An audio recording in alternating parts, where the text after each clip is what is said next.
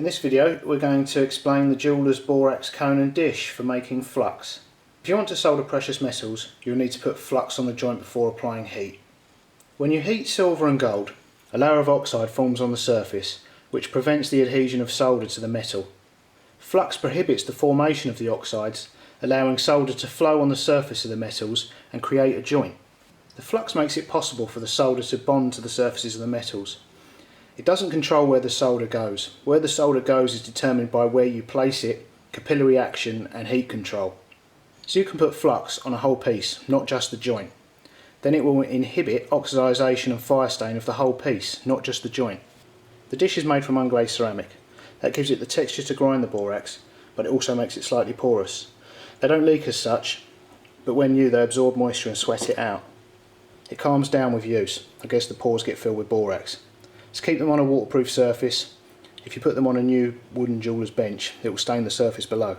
The first thing to do before you use the dish and cone is to clean it, and your hands if they're dirty. Everyone will tell you you need a nice clean joint free of grease, etc. for the solder to flow, so the flux needs to be cleaned too to form a sound joint. I've seen people using dirty black dishes, grubby old cones with fingers covered in polishing compound. A lot of that dirt will no doubt be polishing compound. If you're soldering joints or hinges, you paint polishing compound like rouge on the areas where you don't want solder to flow. So you definitely don't want that in your flux. Which leads to another point. Rouge polish that's used to prevent solder flow is made of iron oxide, which is commonly known as rust. So you don't want rust in your flux either. So we have these special flux brushes which contain no metal parts that can rust. It's not just the metal on the outside of paint brushes that contain metal. Many of them that appear entirely plastic on the outside or wooden contain a small metal crimp, which crimps the brushes together and holds them in place inside the handle. Making the flux is simple.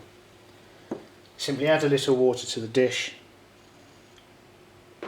pour out the excess so just the surface is wet, and then start grinding in a circular motion until the water turns milky.